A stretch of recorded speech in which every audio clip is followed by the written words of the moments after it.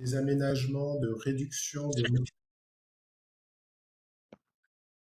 Oui, merci de lancer l'enregistrement, effectivement. Donc juste, du coup, j'en profite pour vous dire que le webinaire est enregistré, il sera mis à disposition.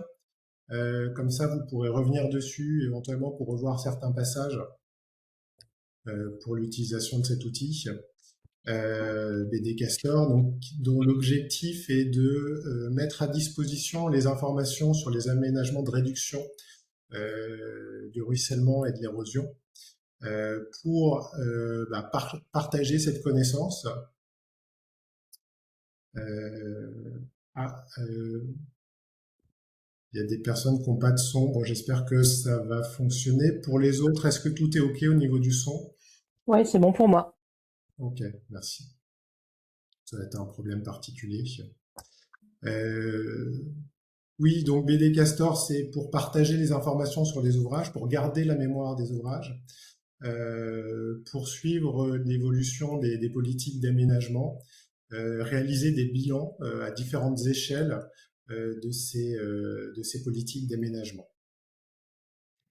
C'est un outil qui existe depuis 2012, avec une version précédente qui devenait obsolète. C'est pourquoi on a décidé de mettre à jour, mais même de changer complètement pour une nouvelle version, une nouvelle application qui est sur un support différent, qui nous permet aussi d'avoir un volet cartographique beaucoup plus développé que précédemment. En fait, avant c'était juste un volet complémentaire qu'on avait ajouté même pas initialement. Aujourd'hui, c'est devenu vraiment central dans le fonctionnement de l'application. On a essayé aussi d'améliorer l'ergonomie, notamment l'ergonomie de saisie des aménagements, voilà, pour faciliter la vie des utilisateurs et aller un peu plus vite. Et puis, voilà, développer des applications pour valoriser les informations contenues dans cette base de données. Donc, cette nouvelle application a été développée en plusieurs étapes. On a d'abord, dès 2024, réalisé un sondage auprès des utilisateurs pour connaître leurs besoins.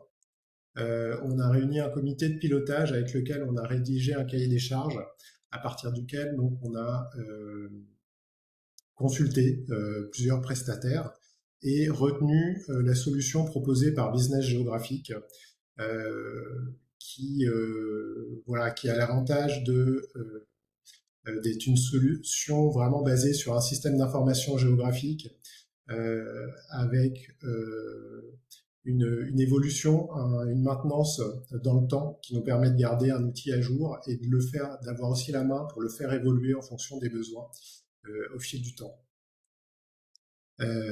Donc ça a été développé dans le courant de l'année 2025, avec des points réguliers avec le comité de pilotage et puis une phase de test qui a eu lieu en septembre-octobre pour vérifier, voilà, pour avoir les derniers retours sur d'éventuels bugs restants. Alors, on ne dit pas que l'application est à 100%, voilà, qu'il ne reste pas des petites erreurs à quelques endroits. N'hésitez pas à nous faire remonter, en tout cas, si vous voyez, si vous trouvez quelques dysfonctionnements. Mais elle est aujourd'hui stabilisée et fonctionne correctement. Le développement de ce nouvel outil, je ne sais pas, Céline, si tu as retrouvé le son. Je ne suis pas sûr. Voilà. Ce nouvel outil a été développé avec l'aide de l'Agence de l'eau, Seine-Normandie, également des départements de l'Eure et de la Seine-Maritime.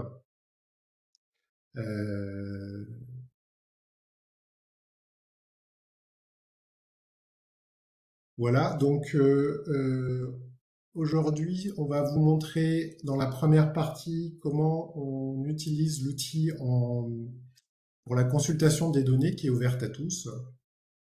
Et dans un deuxième temps, on montrera le mode connecté pour les utilisateurs qui ont les droits pour ajouter des nouveaux aménagements, puisque la base de données Castor est alimentée par les maîtres d'ouvrage qui mettent en place les aménagements, que ce soit des aménagements d'hydraulique douce ou des aménagements structurels. Euh, voilà, bah, je vais. Alors, est-ce qu'il y a des questions déjà sur à ce niveau-là? Sinon, on va passer à la présentation de l'outil. Monsieur Fortin va partager son écran et puis on va vous montrer donc les fonctionnalités de cette nouvelle application.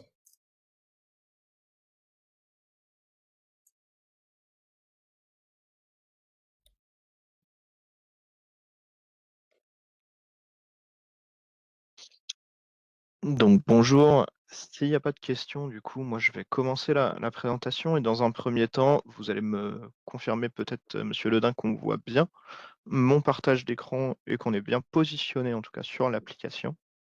Oui, voilà. Alors, juste pour signaler, on peut arriver sur cet écran-là. Vous l'avez peut-être déjà testé de votre côté, simplement avec l'adresse, la même adresse que précédemment, hein, https://www.bdcastor.fr.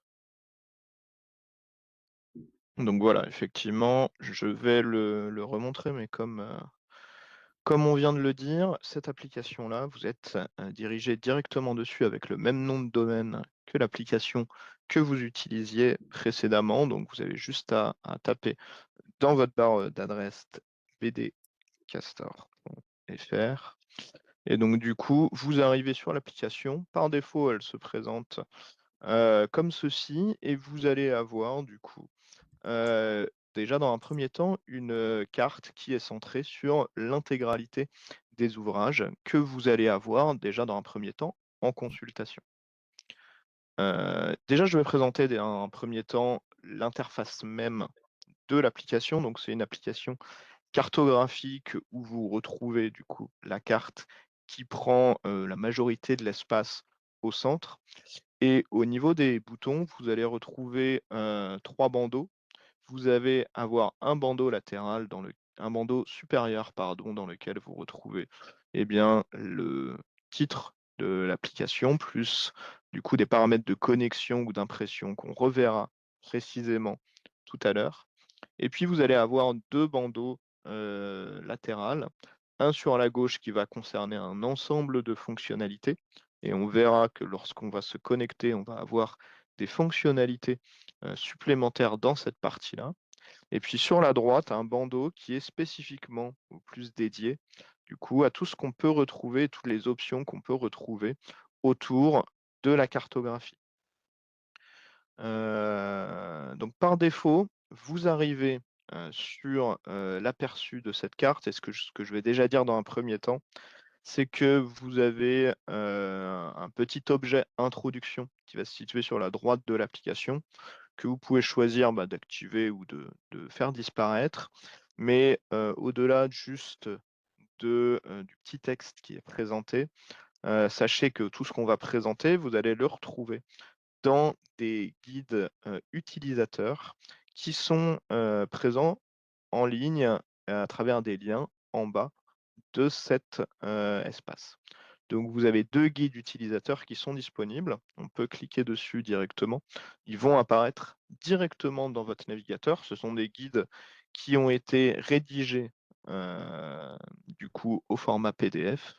Et donc vous avez un guide utilisateur niveau 1 et un guide utilisateur niveau 2 qui concerne plus directement eh bien, les utilisateurs connectés avec des options de saisie.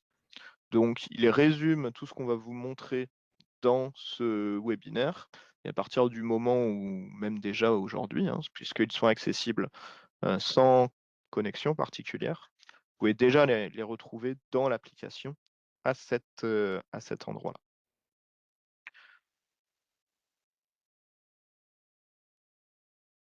Donc aujourd'hui, vous arrivez sur cette application, vous avez l'ensemble des ouvrages qui sont présents dans la cartographie. Vous pouvez naviguer dans la carte de façon tout à fait classique.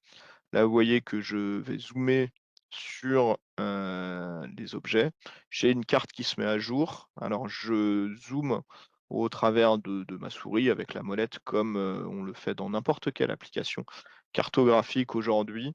En cas de besoin, vous avez des outils qui sont assez classiques, mais des petits boutons plus, des petits boutons moins, qui vous permettent bien, d'activer le zoomer sur la carte ou le recul du zoom. Vous avez des petits boutons qui vous permettent de revenir du coup sur les emplacements que vous avez précédemment visités, voire du coup des petits boutons qui vous permettent, du coup de revenir à l'état initial de l'application, voire dans certains cas, puisque l'application pourrait même être envisagée, sur des outils mobiles bien de vous localiser, en tout cas à l'intérieur de la carte. Vous voyez à travers la carte l'intégralité, des ouvrages qui ont été mis à disposition en consultation et le détail de ces ouvrages et de la représentation qui a été choisie, vous pouvez, la consulter à travers, le petit bouton que je viens activer ici. Donc je clique dessus pour pouvoir afficher, le menu que vous voyez à droite qui va vous présenter l'intégralité des calques qui sont utilisés dans l'application. Je clique dessus si je veux le désactiver et le rendre invisible. Donc vous avez dans cette partie-là, le détail des types d'objets, que je vais avoir du coup à l'intérieur de ma cartographie. Chacun de ces types d'objets, à travers le petit œil qui est disponible, devant chaque intitulé, je peux choisir de, le cliquer pour, du coup, le désactiver ou le réactiver. Ça, c'est valable sur chacun des types d'objets que vous avez, du coup, dans l'application. Je peux choisir, du coup, de désactiver aussi l'intégralité de mes objets et donc je peux en tout cas, comme dans beaucoup de SIG bien sûr, choisir les objets uniquement que je veux avoir en consultation ou visibles à l'écran. Vous avez les ouvrages qui sont disponibles sur la carte. Vous avez aussi potentiellement, des limites administratives que pareil, qui sont pas nécessairement activées par défaut, mais que vous pouvez choisir d'activer ou de désactiver en fonction de la représentation et des différents contours de territoire que vous souhaitez avoir. Je vais avoir du coup, les régions, les départements, les EPCI, mais aussi, par exemple, les bassins versants et vous voyez que ces objets, quand je vais venir cliquer sur le petit œil, du coup, viennent à pareil pour contextualiser un petit peu, les ouvrages qui sont sur la cartographie. Donc je peux consulter, n'importe quel ouvrage.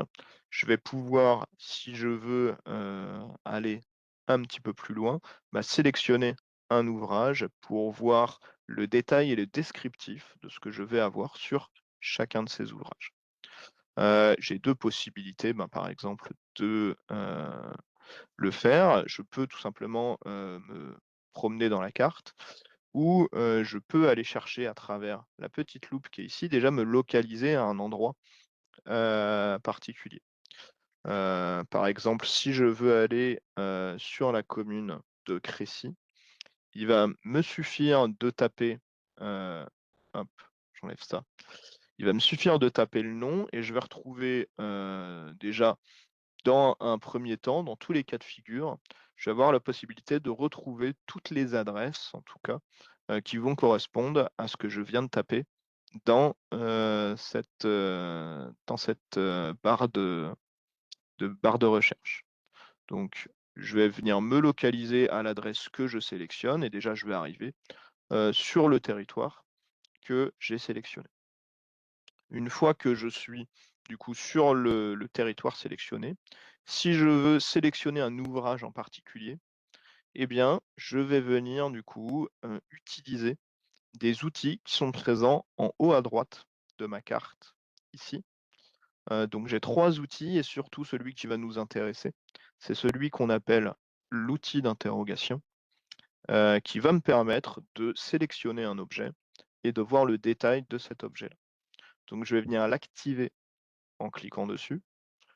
Mon outil devient rouge pour dire qu'il est actif et à partir de là, je peux sur la carte venir cliquer sur l'objet et là vous voyez que directement, quand je viens cliquer sur un objet, je vais avoir une fiche d'information qui va s'ouvrir et qui va me présenter tout le détail connu pour cet objet.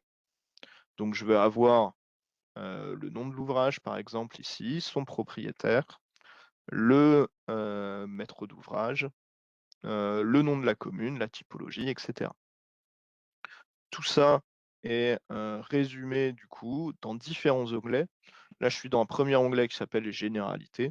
Je vais avoir aussi potentiellement des caractéristiques particulières, les coordonnées géographiques qui sont précisées. J'ai même un autre onglet qui est l'onglet médias dans lequel je vais pouvoir consulter les photos ou n'importe quel document finalement qui est associé à l'ouvrage en question. Donc j'ai une petite visionneuse en tout cas dans cette interface qui me permet de naviguer entre les photos qui sont associées à mon objet. Si je veux les voir un petit peu plus grand, ben, j'ai un i ici qui me permet de voir en plein écran. Donc ça, c'est le détail, en tout cas, d'un de mes objets. J'ai d'autres possibilités pour consulter mes objets. Je peux fermer la fiche ici.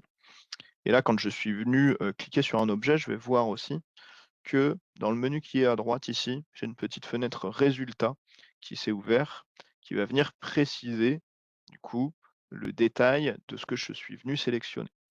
Donc là, j'ai ma fiche quand je sélectionne un objet qui s'ouvre automatiquement puisque j'ai un seul résultat. Si jamais je viens faire une sélection, je prends en compte eh bien, un petit périmètre. Vous voyez que je peux agrandir comme ça ici avec 2 résultats. Eh bien, je vais avoir 2 objets dans mon menu de résultats à droite et je vais pouvoir venir sélectionner celui qui m'intéresse parmi cet ensemble de résultats. Ce qui, quand vous êtes sur des espaces où vous avez potentiellement plusieurs objets les uns à côté des autres, vous pouvez sélectionner l'intégralité ici et venir ensuite chercher eh bien, celui qui vous intéresse. Et à chaque fois, pour tous ces objets, je vais retrouver le détail avec exactement la même fiche d'information qui est construite exactement de la même manière, avec par exemple, par contre, les informations qui peuvent évidemment différer de l'une à l'autre. Ça, c'est ce que je réalise dans ma carte. Je peux aussi rechercher les ouvrages déjà dans un premier temps en tapant par exemple le nom d'un ouvrage dans la barre de recherche qu'on est venu utiliser en haut tout à l'heure. Tout à l'heure, j'ai marqué une localisation. Je peux par exemple sélectionner ou taper le nom d'un ouvrage, et bien il va être capable de me filtrer les noms qui correspondent à ce que je viens de taper et je vais avoir la possibilité de le sélectionner, de zoomer dessus directement pour pouvoir ouvrir eh bien, sa fiche d'information.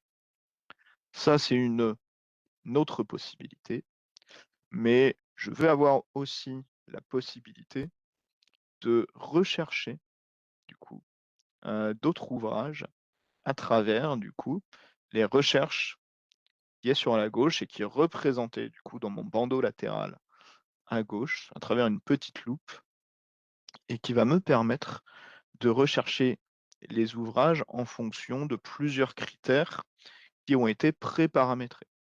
Donc ils sont définis dans cette application. On peut imaginer qu'ils pourraient évoluer, on pourrait les construire autrement, mais comment ils sont présentés, en tout cas aujourd'hui, on va vous demander dans un premier temps de choisir une typologie d'objets que vous souhaitez rechercher. Et donc vous avez une liste dans laquelle vous pouvez sélectionner un type d'objet, mais dans lequel aussi, si vous le souhaitez, vous pouvez, avec un petit appui sur CTRL en même temps, eh bien, sélectionner plusieurs types. Par exemple, là, je peux venir sélectionner en même temps, pour avoir un résultat commun, eh bien, à la fois les haies, les talus et les fascies. Dans un deuxième temps, il va me demander eh bien, comment je souhaite encore filtrer mes résultats, c'est-à-dire sur quel territoire, sur quel périmètre je dois retrouver ces types d'objets.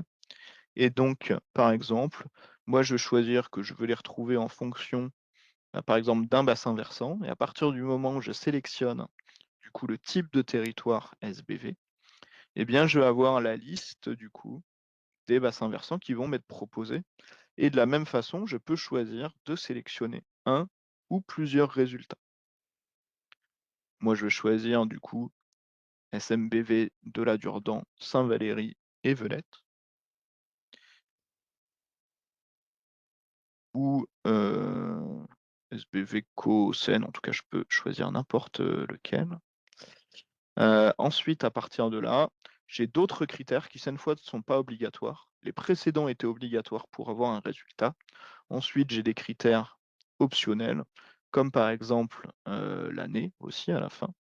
Et quand au global, j'ai sélectionné les filtres qui m'intéressent, je vais cliquer sur Appliquer.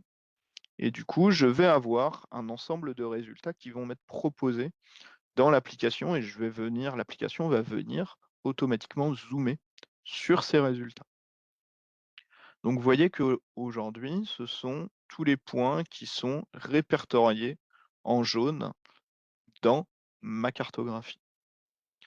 Je vais les retrouver dans la carte, je vais les retrouver dans le menu de résultats qui est disponible également sur la droite. Ce menu de résultats, jusqu'à présent, moi je l'affiche au travers du coup du bandeau latéral qui est à droite. Là, on voit que j'ai un nombre de résultats qui est un petit peu plus important que tout à l'heure. J'en avais que 2, 3 ou 4. Là, par rapport à tous les critères que j'ai mentionnés, j'en ai plutôt une cinquantaine. C'est notifié en bas. J'ai une autre possibilité qui va me permettre de visionner ces résultats au travers du coup de ce qu'on appelle une vue détaillée, qui est en fait du coup un tableau de tous les résultats disponibles dans la recherche que je viens de réaliser.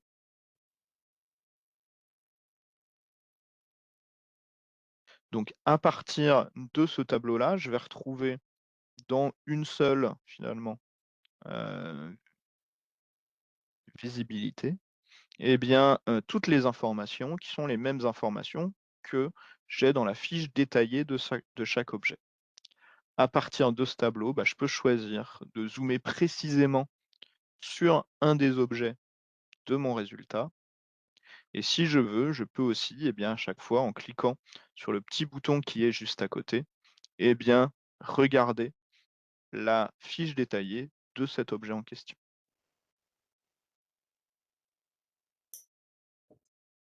Donc cette vue détaillée, elle permet de voir l'intégralité des informations. Comme dans un tableau Excel, vous pouvez aussi, par exemple, réaliser un filtre a posteriori du premier résultat que vous avez eu. Donc moi, j'avais réalisé un ensemble de filtres. Si je veux aller plus loin et si je voulais, par exemple, sélectionner un maître d'ouvrage par rapport à tout ce qui m'est présenté, eh bien, je pourrais le réaliser une fois que je suis à l'intérieur de ce tableau-là. Je pourrais faire des filtres en fonction du propriétaire. Je pourrais même réaliser aussi des opérations numériques si je veux faire des sommes ou des moyennes, en tout cas, sur les paramètres que j'ai à disposition dans chaque ouvrage. Donc je peux filtrer, je peux faire des opérations, je peux trier aussi en fonction du nom, en fonction de la topologie. Ça va fonctionner comme si vous étiez, à peu de choses près, en tout cas, dans un tableur Excel. Et donc, on peut aussi exporter ces données-là. Et on peut effectivement exporter ces données, c'est-à-dire que l'intégralité des résultats, je vais pouvoir les retrouver du coup dans un fichier Excel si je le souhaite. J'ai un petit bouton en haut ici qui représente une icône de téléchargement, qui me permet d'exporter la recherche. Donc, où il va me demander du coup un format d'export. Donc là, moi, je vais choisir l'Excel, mais vous en avez d'autres possibles en fonction de la destination de ce que vous souhaitez en faire. Il y a des formats Excel et il y a aussi des formats géographiques, en tout cas, si vous le souhaitez. Et en laissant ne serait-ce que les valeurs par défaut ici, je vais cliquer sur valider. Et donc, du coup, il va me générer, moi, il me demande de l'enregistrer ici, mais il va me générer le tableur Excel, du coup, en résultat. Et je vais retrouver ici, du coup, le temps que ça s'ouvre, eh bien, les mêmes informations que ce que j'avais dans l'application. Donc là, vous voyez, on retrouve exactement les mêmes champs avec le même formalisme, la typologie, le nom de l'ouvrage, propriétaire, maître d'ouvrage, grandeur, auteur et par exemple l'année de l'ouvrage. Et après, vous pouvez le réutiliser comme vous le souhaitez.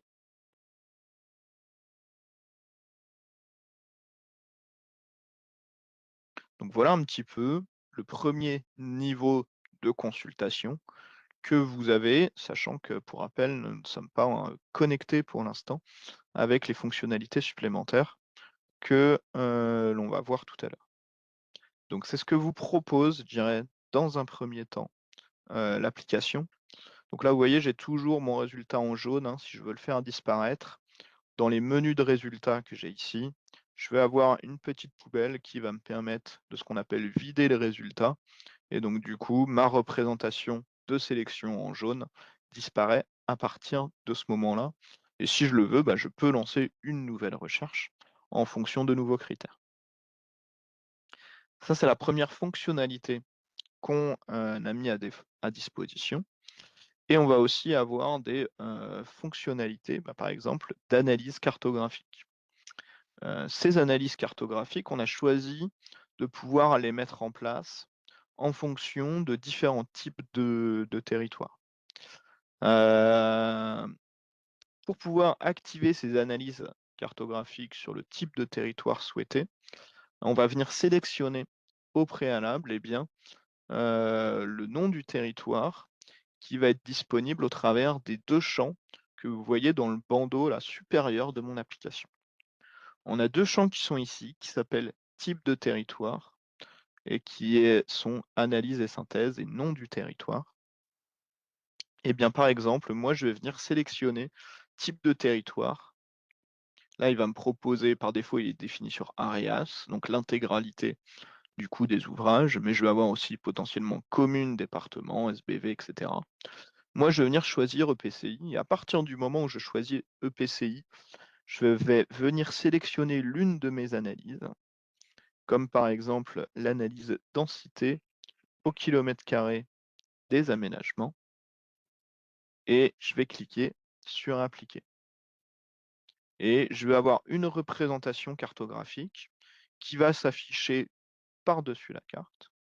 Et cette représentation cartographique, je peux choisir, bien, à travers un nouveau menu qui est venu apparaître dans le bandeau latéral à droite, bien, de l'activer ou de la désactiver. Je peux temporairement la faire disparaître comme un calque en fait d'objet. Je peux aussi choisir de désactiver un des calques d'analyse qu'il m'a créé et je vais avoir du coup une représentation de la densité au kilomètre carré des aménagements pour chaque EPCI, du coup, de notre territoire. Je peux venir même combiner plusieurs de ces analyses.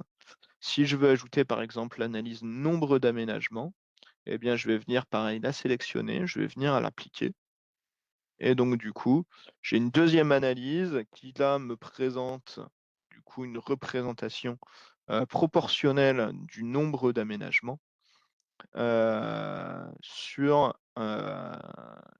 chacun, encore une fois, de mes EPCI. Si je fais parcourir ma souris sur chacun des points, je vais voir le nombre exact du coup d'aménagements que je vais avoir sur chacun de mes territoires. Donc toutes les analyses qui sont là, hein, vous pouvez les lancer et ça va dépendre toujours du type de territoire que vous allez venir sélectionner au préalable.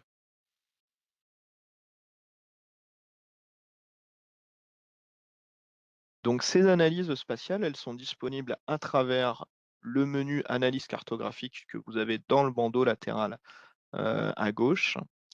Et il y a un autre menu qui a été mis à disposition, qui va être ce qu'on appelle la fiche de synthèse, ici à droite. La fiche de synthèse, de la même façon que les analyses que vous avez là, elle va venir directement être dépendante de ce qu'on va venir sélectionner dans type de territoire et dans nom du territoire. Donc par exemple, si je veux, je vais choisir pour changer un département, À partir du moment où j'ai sélectionné département, et bien dans le deuxième filtre à côté, je vais taper le nom du département qui m'intéresse, donc il m'en propose plusieurs, et je vais par exemple cliquer ici sur Seine-Maritime. Et quand je vais ouvrir la fiche de synthèse à droite, eh bien, j'ai directement des tableaux de bord qui vont être filtrés en fonction de la sélection que j'ai réalisée au-dessus. Si je change, par exemple, le nom de mon département, là, vous voyez qu'en direct, je vais avoir, eh bien, des, heu, des indicateurs qui vont être modifiés. Par exemple, si je choisis Calvados, eh bien, en direct, il va me donner, eh bien, les indicateurs qu'il va avoir sur ce département-là. Donc moi, je vais rechoisir Seine-Maritime. J'ai tout qui va venir se mettre à jour et autant là, j'ai les indicateurs globaux de disponibles, mais je vais avoir un ensemble de tableaux de bord que je vais venir pouvoir sélectionner. Alors la petite flèche est discrète ici, mais dans le titre du tableau de bord, eh bien, tout à droite, vous pouvez cliquer dessus et vous avez une liste de tableaux de bord ici qui vont être disponibles et ils sont tous filtrés en fonction eh bien, de ce que j'aurais réalisé comme filtre au préalable. Donc je vais sélectionner histogramme par typologie. Eh bien, histogramme par typologie est défini du coup toujours sur le département Seine-Maritime. J'ai la caractéristique des ouvrages où je vais retrouver eh bien, pareil, une liste ou en tout cas des, heu, des des statistiques sur, mes types d'ouvrages et le nombre que je vais avoir, ce que ça représente en termes de volume et cetera. Je vais avoir la carte des aménagements sur le territoire qui donc, dans mon cas de figure ici, est spécifique, à la Seine-Maritime. C'est une sous-carte si on veut dans laquelle je peux consulter à l'intérieur même du tableau de bord. Et puis, je vais avoir aussi des indicateurs ici sur la qualité de la donnée. Tout ce que vous voyez là, monsieur Ledin l'a précisé tout à l'heure, mais ce ne sont pas des choses qui sont nécessairement, arrêtées dans la vie du produit. C'est des choses qui peuvent être enrichies, qui peuvent être améliorées, qui peuvent être, heu, du coup, il y a des choses qui peuvent être ajoutées peut-être aussi demain en fonction de vos retours et évidemment de la donnée qui est disponible sur la base de données. Donc voilà déjà un petit peu ce que moi je pouvais montrer dans un premier temps sur le niveau 1, par rapport, à tout ça ou par rapport aux exemples qui ont été montrés. Je ne sais pas, monsieur Ledin, si vous souhaitez ajouter quelque chose, heu, ou, apporter des précisions? Donc la présentation est claire. Est-ce que éventuellement il y a des questions déjà sur cette partie-là de consultation des données, hein? On retrouve quelques éléments qui existaient déjà dans l'ancien outil, mais qui ont évolué et qui sont un peu plus aujourd'hui un peu plus visuels et vraiment comme je disais tout à l'heure, hein, basé sur la cartographie, hein, on a comme un petit système d'information géographique à disposition là pour établir des bilans, valoriser des données, etc.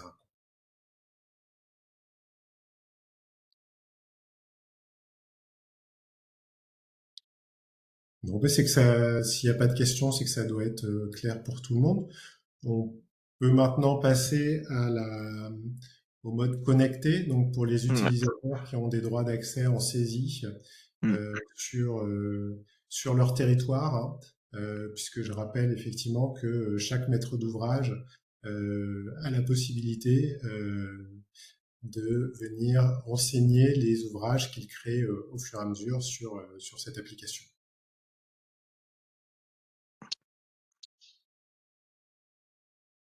Parfait. Et juste une petite question de Céline Manac sur la possibilité d'ajouter des photos. Effectivement, pour ajouter des photos sur un ouvrage, aujourd'hui, il faut être propriétaire enfin voilà, il faut avoir un compte et être propriétaire de l'ouvrage. Euh,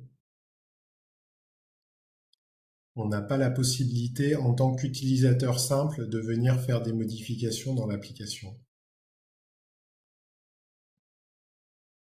Sauf à passer par le maître d'ouvrage, éventuellement lui envoyer les photos pour qu'il les ajoute. Après, Céline, si tu le souhaites, on pourra aussi te créer un compte avec des droits d'accès pour ajouter des photos si tu le souhaites.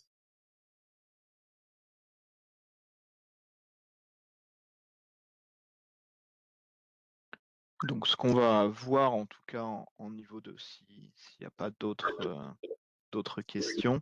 Donc, effectivement, vont nous permettre de créer un nouvel ouvrage, mais aussi pour les personnes qui ont les accès, sur le périmètre, en tout cas, de leurs données, de venir modifier éventuellement des ouvrages existants, y compris ajouter des photos. Donc, moi, je vais venir me connecter avec un compte de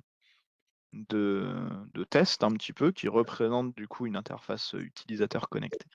Et puis, on va venir réaliser un ou deux exemples. Alors, juste, entre-temps, on a eu des questions, donc j'y réponds au fil de l'eau. Effectivement, on mentionnait la possibilité de faire évoluer l'outil au fil de l'eau. Oui, vous pouvez nous contacter, nous à l'AREAS, Marielle ou moi, je vous redonnerai effectivement nos coordonnées si besoin. C'est l'AREAS donc qui administre cette base de données, donc ça passe par nous effectivement s'il y a des remontées, soit de problèmes à corriger, soit d'idées d'évolution de l'interface. Et donc chaque maître d'ouvrage a les droits sur les ouvrages qu'il saisit sur son territoire. Et donc on peut pas aller, il y a des sécurités pour pas aller modifier des ouvrages sur d'autres territoires, voilà, pour sécuriser en fait les informations de la base, quoi. Voilà, je vous redonne la parole, Monsieur Fortin. Pas de souci.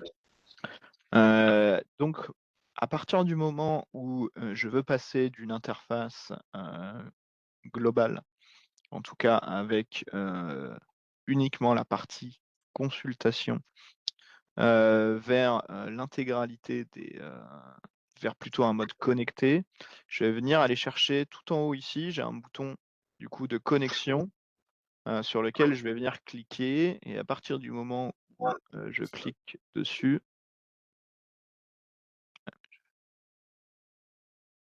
juste ce que c'est ma connexion internet, voilà.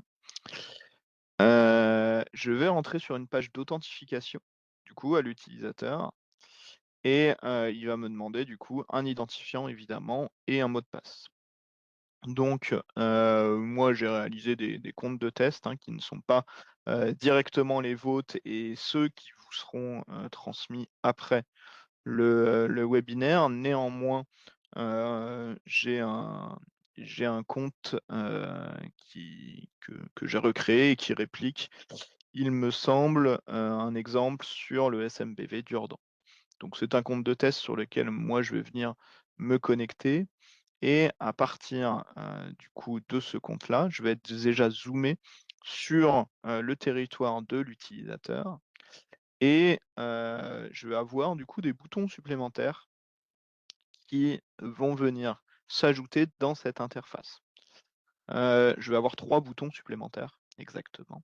Je vais avoir déjà un premier type en haut de filtre supplémentaire qui va me permettre de voir, si je le sélectionne, eh bien le contour en tout cas de mon territoire. Et du coup, je vais voir du coup en rouge ici, eh bien, le contour du syndicat mixte du bassin versant de la Durdan, Saint-Valery-et-Velette. Et je vais avoir 2 options supplémentaires qui vont être l'ajout et la modification d'un ouvrage, et aussi quelque chose sur lequel on reviendra, qui est la fiche justificative. Donc tout ça se situe dans le panneau de gauche. Et ce qui va m'intéresser en premier lieu, c'est l'ajout et la modification d'un ouvrage. Je vais venir cliquer sur cette fonctionnalité. Il vient m'ouvrir au menu du coup qui s'appelle modification d'ouvrage, sur lequel je vais recliquer. Et du coup, je vais rentrer dans une session d'édition. Vous voyez que il m'a activé, du coup, en haut, je vais avoir des boutons supplémentaires qui vont me permettre d'enregistrer ce que je vais saisir. Il m'a activé, du coup, un petit outil ici qui va me permettre de venir dans la carte positionner un nouveau point. Donc je vais l'activer et à partir de là, eh bien, j'ai la possibilité, on le voit avec une petite main et un petit point qui s'affiche, eh bien, je vais avoir la possibilité de venir, positionner à un endroit particulier de ma carte, eh bien, un ouvrage supplémentaire. Donc vous m'excuserez si la saisie, en tout cas, que je vais réaliser ne représente pas forcément une, réalité, métier, je ne suis pas spécialiste, mais je vais venir du coup positionner un point dans ma carte et à partir de là, eh bien, j'ai une fiche spécifique qui s'appelle «Ajout d'un nouvel ouvrage», dans lequel je vais retrouver des informations qui sont, pour certaines, déjà pré-remplies et d'autres pour lesquelles, l'utilisateur va devoir renseigner des choses. Donc ce qui est déjà pré-rempli, c'est ce qui va être du coup SMBV Durdan, c'est-à-dire le maître d'ouvrage et également du coup, la commune sur laquelle j'ai positionné mon point. Donc là, automatiquement, il a la possibilité, en tout cas il a retrouvé que j'étais sur la commune de Saint-Valery-en-Caux. Je vais avoir d'autres, informations qui, celles-là, vont être à renseigner directement par l'utilisateur. Donc par exemple, moi je vais renseigner donc, test webinaire comme nom de l'ouvrage. Ça me permettra de le reconnaître, assez rapidement pour pouvoir le supprimer après le webinaire. Il va me demander du coup le propriétaire, du coup de l'ouvrage et là vous voyez que, j'ai, une liste. Alors la liste, elle est un petit peu longue, par défaut. Néanmoins, si vous tapez directement au clavier, dans la liste ce que vous recherchez, donc par exemple si je tape SMBV, bah, automatiquement, je vais avoir du coup ou je vais directement atterrir sur, à quoi correspond du coup ma saisie. Donc si je fais SMBVD, je vais arriver vraiment à proximité ou juste dessus sur SMBV Durdan et je vais pouvoir le sélectionner. Ensuite, je vais pouvoir sélectionner la typologie de l'aménagement. Donc par exemple, moi je vais dire c'est une mare, un bassin. Je vais avoir la possibilité de renseigner fonctionnel, non fonctionnel et vous avez d'autres, champs disponibles, comme par exemple l'origine, des financements ou du coup, vous avez un champ animation dans lequel vous pouvez ajouter, des nouvelles valeurs et des associations, du coup, pour cet ouvrage. Vous avez du coup plusieurs onglets à l'intérieur de cette fiche. Donc comme dans la fiche de consultation, je vais avoir du coup des caractéristiques supplémentaires qui dépendent en fait du type d'objet, de la typologie que je suis venu sélectionner en amont. Donc je vais renseigner l'origine, je peux mettre des commentaires. Vous avez de l'année qui s'est renseigné automatiquement et là je vais avoir une grandeur à réaliser ou à renseigner en mètres cubes. Si je sélectionne, si je change la typologie d'objet, par exemple, si je mets un barrage, si je regarde dans les caractéristiques, là, vous voyez qu'il y a un champ supplémentaire qui est venu apparaître puisqu'il me demande en plus de la grandeur, eh bien, une hauteur. Donc là, j'ai 2 champs à renseigner qui sont obligatoires dans ce cas-là. Moi, j'avais choisi mare bassin. Je vais renseigner du coup une valeur, donc il attend ici nécessairement une valeur, numérique et je vais avoir du coup une partie média dans lesquelles là, je vais retrouver la possibilité, eh bien, de venir ajouter, du coup, une ou plusieurs photos. Donc si je veux ajouter des photos supplémentaires, eh bien, tout simplement, je vais cliquer sur le petit plus. Je vais arriver dans une nouvelle fiche où il va me demander de choisir un fichier et alors là, moi, j'ai pas de photos d'ouvrage, directement. Vous m'excuserez les photos de vacances ou quoi, mais peu importe. L'esprit est là, c'est que du coup, je vais venir ajouter une photo dans cette interface-là et quand je vais cliquer du coup sur ajouter, eh bien, ça va directement venir ajouter ma photo, eh bien, associée à mon objet.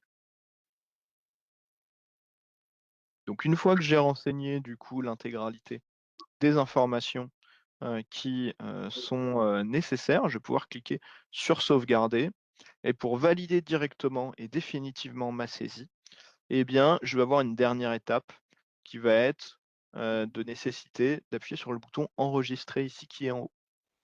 Si je n'appuie pas sur enregistrer, je peux choisir de continuer ma saisie et de construire du coup un nouveau point et donc du coup, je peux, tant que je suis dans ma session d'édition, eh bien, créer plusieurs ouvrages et tous les valider, les enregistrer d'un coup. Tant que je n'ai pas enregistré, je peux revenir sur ma saisie et je peux choisir de sélectionner un objet, soit pour le déplacer, s'il n'était pas au bon endroit, soit de reprendre sa fiche d'information pour modifier des choses, du coup, avant d'enregistrer.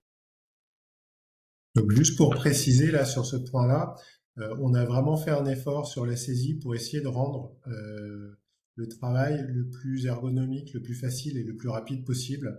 Monsieur Fortin vous a montré effectivement qu'il y a un certain nombre de champs qui sont préenregistrés. On fait appel à la saisie prédictive pour d'autres champs. Euh, et, euh, et donc ça va permettre de gagner du temps par rapport à l'ancienne application où il fallait carrément saisir les coordonnées géographiques à la main. Donc là, c'était quand même un peu plus fastidieux. Donc là, on espère que voilà, vous allez gagner du temps grâce à ces nouveautés. On a ajouté en passant aussi donc la partie sur l'origine des financements, c'est quelque chose qui n'existait pas auparavant, qui a été ajouté suite aux discussions en comité de pilotage, puisque aujourd'hui il y a un certain nombre de dispositifs de financement possibles. Donc on l'aura pas sur les anciens ouvrages, mais sur tous les nouveaux aménagements, on pourra avoir cette information-là en complément. Sinon, on a gardé les champs qui existaient déjà dans l'ancienne version de la base de données. Ouais, je profite pour répondre à une question sur les fonds cartographiques qui a été, posée, heu, tout à l'heure. Je ne l'ai pas présenté tout à l'heure et j'aurais pu le présenter effectivement dans le niveau 1, mais vous avez plusieurs fonds cartographiques en tout cas qui peuvent être disponibles dans l'application et qui peuvent être, du coup sélectionnés, directement dans la partie carte et avec la partie fond de plan, en tout cas en dessous. Donc là, vous voyez que je peux passer, d'un fond de plan satellite ou, photo aérienne, ce genre de choses, si vous en avez, du coup, à un fond de plan OpenStreetMap et même en cas de besoin, hein, je peux, venir et bien, jouer sur la transparence, du coup, de mes fonds de plan pour avoir plusieurs, ou en tout cas combiner et bien même 2 niveaux, d'information ou rendre quelque chose qui soit un petit peu plus et bien, visible ou qui corresponde à l'affichage que vous attendez. Donc ça, effectivement, vous avez la possibilité d'avoir ça. Il y a la possibilité d'ajouter, en tout cas, toutes les types de fonds de plan que vous avez. Bah, je vois qu'il y a des cartes de pente, en tout cas, ou des parcelles cadastrales qui ont été, ajoutées. Donc tout ça est disponible et pourrait potentiellement, en tout cas, être enrichi à travers d'autres, fonds de plan ou des mises à jour, en tout cas, si nécessaire. Oui, voilà, effectivement, on envisage d'avoir un travail prochainement là pour étoffer un petit peu euh, la liste des fonds de plan disponibles sur l'application. Donc pour reprendre, où j'en étais concernant les saisies. Donc j'ai créé mon objet qui se retrouve bien, en tout cas ici. Donc toujours comme je suis un utilisateur authentifié, je peux, eh bien, tout à fait revenir sélectionner mon objet et cette fois-ci le venir directement depuis la fiche, sans nécessairement passer par l'outil de modification qu'on a vu, précédemment et bien venir éditer tout au moins la partie attributaire de cette fiche-là. Donc si je veux eh bien, sélectionner, un nouvelle origine de financement ou changer l'état fonctionnel de mon ouvrage, peu importe la modification, c'est des choses sur lesquelles je vais pouvoir, réaliser uniquement en sélectionnant, du coup, mon objet. Heu, L'outil de modification, dans le cadre d'une modification, il va surtout être utile si jamais vous souhaitez déplacer géographiquement l'objet. Si on se rend compte qu'il a été mal positionné ou que vous avez besoin de le déplacer, là, je dois effectivement venir activer du coup l'outil qui s'appelle Ajout et modification ouvrage. Je vais venir le sélectionner dans la cartographie à travers cet outil-là qui s'appelle outil de sélection. Je viens cliquer dessus et à partir de là, j'ai juste à le déplacer vers du coup, eh bien, la position qui m'intéresse. À partir de là, je viens recliquer, comme je viens d'activer une session d'édition, sur enregistrer et j'ai bien mon objet qui va venir se déplacer. Ce qui est important de préciser sur cette partie localisation géographique des objets, c'est que vous avez une contrainte qui est positionnée par rapport à votre territoire. C'est-à-dire que au travers de mon petit filtre qui est ici, là je vois la localisation ou en tout cas le contour de mon territoire, toutes les réalisations, toutes les saisies que j'ai fait. Pour l'instant, il ne m'a pas bloqué ou en tout cas il ne m'a pas positionné de contrainte. Néanmoins, je vais faire le test. Je vais venir créer un objet en dehors de mon territoire, donc de l'autre côté par exemple ici, de ma limite administrative en rouge. Je vais venir cliquer et tout de suite, en tout cas, il vous l'a peut-être pas présenté ici, et normalement vous avez une petite pop-up qui a dû être cachée peut-être par le partage d'écran. Vous voyez que dans le bouton enregistrer, j'ai une petite alerte et que si je clique sur enregistrer, alors indépendamment de ce que j'ai renseigné dans ma fiche, il va me dire il y a du coup une erreur de topologie ou de saisie dans mon objet. Donc il me dit, alors le message ici est peut-être pas tout à fait parlant, il me dit l'ouvrage doit être couvert, c'est-à-dire qu'il attend que graphiquement, l'ouvrage que je viens positionner soit à l'intérieur de mon territoire. Donc je vais venir le remontrer, peut-être que ce sera plus visible, mais je vais venir le cliquer ici. Je vais venir renseigner ma fiche. Donc je vais faire test webinaire 2 et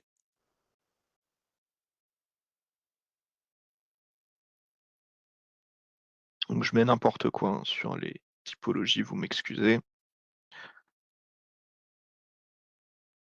Donc si je fais sauvegarder, là il va me dire pas de problème. Par contre, vous voyez, vous avez toujours la petite alerte en haut et il me dit il y a toujours une erreur de topologie.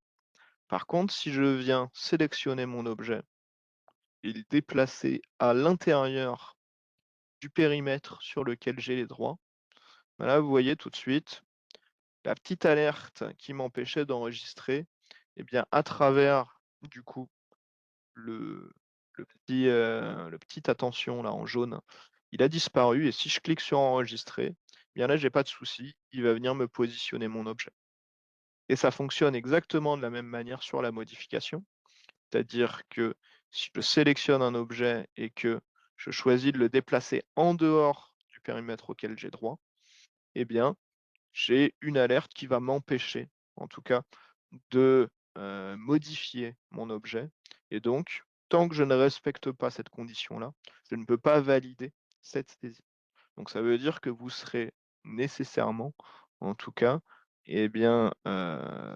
contraint ou plutôt limité pour faire en sorte de ne pas créer d'objet en dehors du périmètre sur lequel vous avez les droits. Donc, c'est des contraintes qui sont pré-renseignées côté logiciel, mais qui, encore une fois, pourraient être ajustables s'il y a besoin, par exemple, de tolérance ou de choses comme ça par rapport aux limites administratives. Ça, après, c'est des questions métiers qui sont en dehors du périmètre purement technique. Donc, vous voyez que sur les objets que vous créez, vous avez la possibilité de modification, vous avez la possibilité de création. Aujourd'hui, il n'y a pas encore la possibilité de suppression, c'est limité du coup à l'administrateur central, qui veut dire que je suis obligé de me connecter avec un autre profil, en tout cas, pour modifier des objets qui auraient été créés en erreur ou par l'exemple les tests que je suis en train de réaliser dans le cadre ici du webinaire. Donc ça veut dire que comme précédemment avec l'ancienne application, si vous avez besoin de supprimer un aménagement, il faut passer par nous, par l'AREAS, pour faire cette opération. C'est encore une sécurité pour éviter les suppressions malencontreuses. Donc voilà un petit peu pour les saisies et en complément, bah, effectivement des saisies donc vous avez toujours les mêmes, je ne l'ai pas précisé, mais il y a toujours les mêmes options que celles que j'ai présentées dans le cadre du niveau 1 et vous avez en plus du coup, ce qu'on appelle la fiche justificative, qui va vous permettre et bien de retrouver, les ouvrages renseignés entre 2 dates et donc par exemple si moi je vais mettre pour l'année eh bien, on va dire, 2024-2025, je vais renseigner, je veux récupérer du coup depuis le 1er janvier 2024 jusqu'au 1er janvier 2025. Donc j'ai des champs dates là que je peux renseigner soit manuellement, soit à travers du coup un petit calendrier et du coup je vais venir sélectionner ça et bien sur le territoire où je me situe.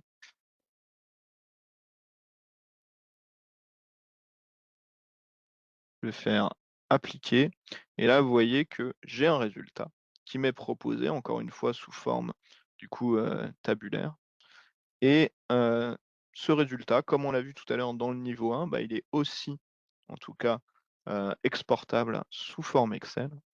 Donc je vais cliquer sur le petit bouton qui représente un téléchargement. Je vais faire, valider et je vais retrouver, ben, de la même façon, hop, en résultat eh bien, mon fichier Excel avec toutes les informations qui sont attendues dans ce cadre-là.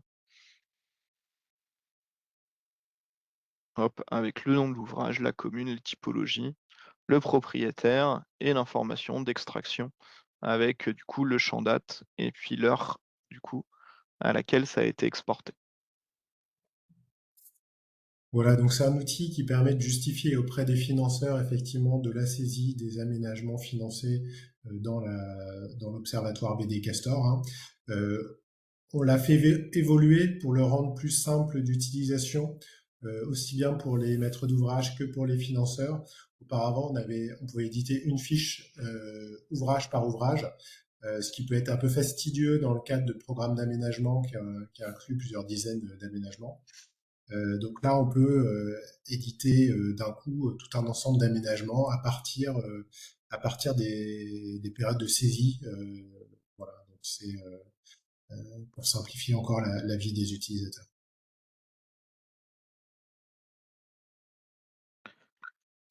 Donc voilà un petit peu ce que on pouvait montrer du coup sur ce qu'on appelle le «niveau 2» entre guillemets, c'est comme ça que ça a été appelé en tout cas dans les nomenclatures de nos documentations. Heu, je pense avoir, tout montré. Alors après monsieur Ledin, je ne sais pas s'il y a des choses sur lesquelles vous souhaitez que je revienne, particulièrement ou, si du coup on passe directement aux questions qui pourraient rester de la part de chacun. Juste une précision, évidemment au niveau 2, on a accès à toutes les fonctionnalités qui existaient déjà au niveau 1. On vient juste Tout à fait, ajouter des fonctionnalités nouvelles de saisie et d'édition de fiches justificatives. tout à fait.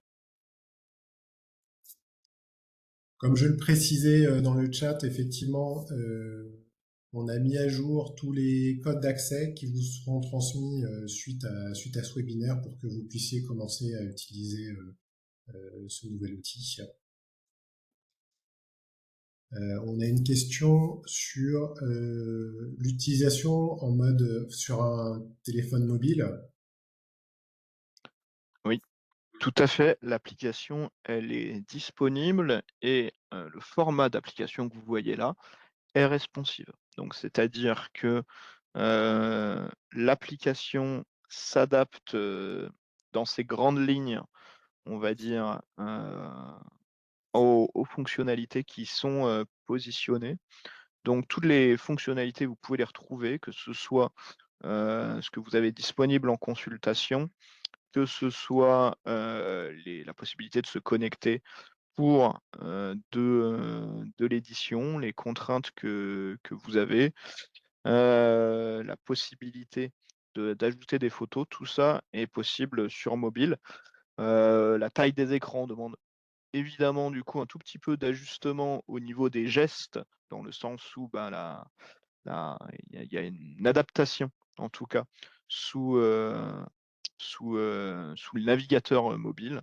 Mais si vous testez en tout cas sur votre téléphone actuellement, vous devez retrouver quelque chose qui est tout à fait consultable.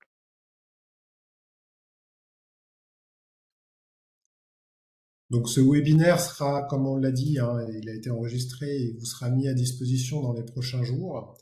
Vous avez aussi, comme on l'a signalé tout à l'heure, des guides d'utilisation qui sont accessibles par le panneau d'introduction pour retrouver voilà, les principales fonctionnalités. Euh, on a prévu également de faire 2 petits tutoriels où les informations sont un peu plus condensées en vidéo pour vous aider encore une fois sur la prise en main de ce nouvel outil. Et puis, bah, bien sûr, si vous avez des questions sur l'utilisation, des remarques sur le fonctionnement à nous faire remonter, bah, vous pouvez nous contacter, euh, Marielle Demand, ma collègue, ou moi-même. Et puis, donc, on vous répondra. Et puis, s'il y a éventuellement des modifications à faire sur l'application, on les prendra en compte. On verra avec si on peut les faire nous-mêmes ou si voilà, il faut voir avec Business Geographic pour faire évoluer l'outil.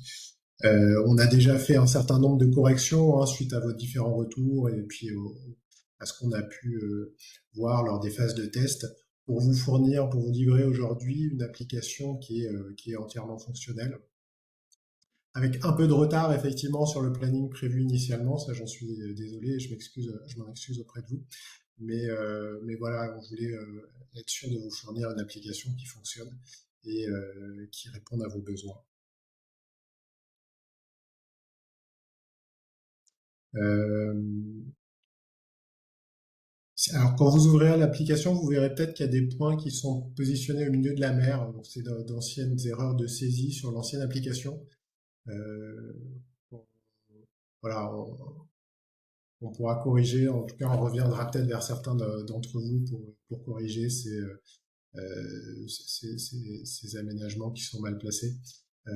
Voilà, il n'y en a pas beaucoup, hein, il y en a quelques-uns, mais effectivement, on les voit tout de suite quand on ouvre l'application. Euh, Et puis aussi, je voulais vous informer que dans les prochains mois, à partir du mois d'avril, là, on va accueillir un stagiaire à l'AREAS, donc Timothée Brumelot, dont l'objectif est de faire un bilan. On voulait profiter de la mise à jour de cette application pour faire un bilan sur les politiques d'aménagement vis-à-vis du ruissellement et de l'érosion à l'échelle principalement de la Seine-Maritime et de l'Eure, hein, puisque aujourd'hui c'est quand même les territoires où on a des aménagements qui sont renseignés, pour voir un petit peu dans le temps comment tout ça a évolué et quelles sont aujourd'hui les différentes stratégies qui peuvent être mises en œuvre par les uns et les autres et en tirer des enseignements qui puissent être partagés entre tous les utilisateurs, tous les acteurs de la région. Voilà, donc pour l'instant, effectivement, cette base de données est centrée principalement sur l'Eure et la Seine-Maritime. Il n'est pas impossible que ça évolue en fonction des besoins sur d'autres territoires et que d'autres départements, d'autres collectivités utilisent cet outil. En tout cas, aujourd'hui, l'application qui a été développée avec Business Geographic le permet.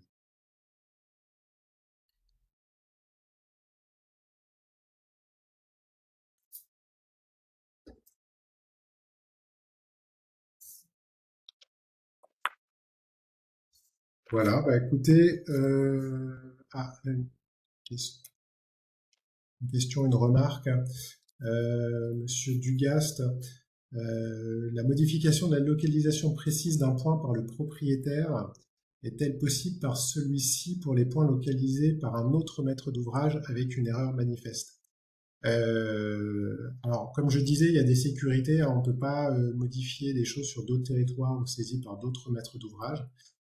Par contre, vous pouvez nous faire remonter de la même façon que s'il y a un aménagement à supprimer, vous pouvez nous faire remonter des erreurs manifestes et puis on verra avec vous voilà, si on les modifie nous-mêmes ou si voilà, on peut vous donner la main pour les modifier.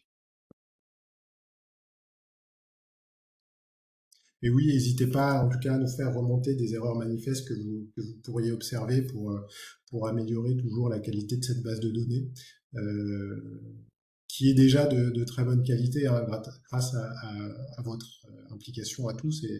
Et j'en profite pour vous remercier de continuer à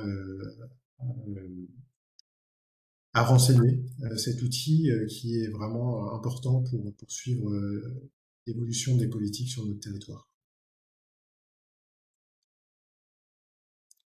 Voilà, je ne sais pas, Céline Manac de l'Agence de l'eau, si tu voulais dire un mot aussi sur cet outil à cette occasion.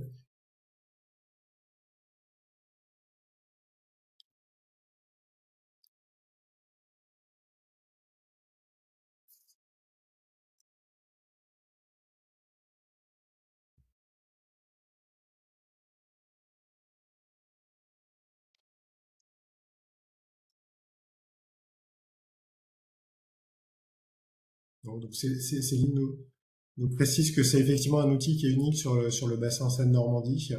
Je vois que ton micro ne fonctionne pas, mais en tout cas, bah voilà, je voulais en profiter aussi pour remercier l'Agence de l'eau pour son soutien dans le développement de cet outil, et puis nos autres partenaires, département de l'Eure et de la Seine-Maritime.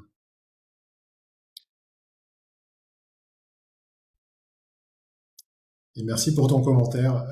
Oui, on espère que vraiment cet outil va vous aider et va répondre à vos besoins. Et qu'on pense effectivement que c'est une évolution intéressante de cette base de données Castor qui était un peu vieillissante. Là, on a quand même des fonctionnalités nouvelles qui correspondent voilà, à l'évolution des technologies qu'on peut avoir et qui ouvrent des nouvelles perspectives. Merci pour vos commentaires. Maintenant, effectivement, ça va être à vous de prendre en main cet outil. Hein, et puis, bah, surtout, n'hésitez pas à nous solliciter hein, si vous avez des questions, des remarques, des choses à nous faire remonter pour corriger si besoin et continuer à faire évoluer cet outil dans le sens des besoins des utilisateurs. Merci à Monsieur Fortin pour la clarté des explications hein, lors de ce webinaire. Et puis bah, pour le développement de cet outil. Et puis, merci beaucoup. En contact, et puis on vous envoie, comme indiqué, les identifiants pour que vous puissiez rattraper les éventuelles saisies en retard. Et